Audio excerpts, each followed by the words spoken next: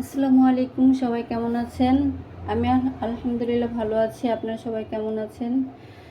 এই তো 2024 সাল শেষ হয়ে গেল, 2024 সালে চলে গেল।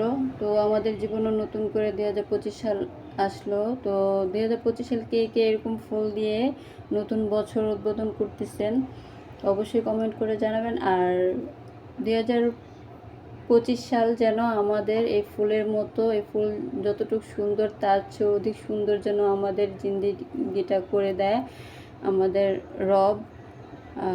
আমরা সবাই সবার জন্য দোয়া করবো ইনশাল্লাহ। ফুলগুলো দেখেন কত সুন্দর,